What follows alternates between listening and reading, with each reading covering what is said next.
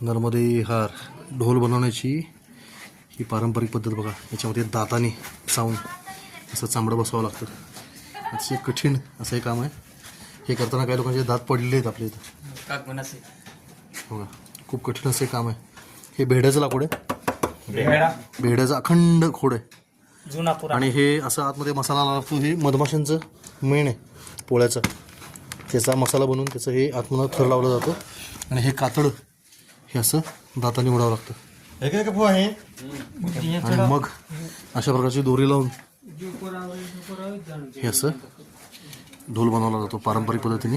आणि हा ढोल इंदलच्या सणामध्ये किंवा लग्नामध्ये किंवा होळीमध्ये बोंगऱ्यामध्ये वाजवला जातो. हे बघा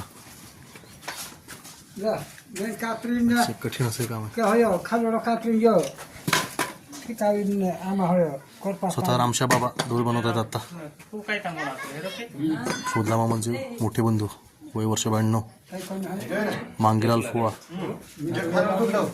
क्रमांक 1 कारागीर सुरमाल अर्ध्या पावरा निवांत बसलेत आणि हे ते खोड आहे ढोलाचं. अप्रतिम असं ढोल बनणार आहे. हा 250 वर्ष जुनं खोड आहे. हे खोड 250 वर्ष जुनं आहे.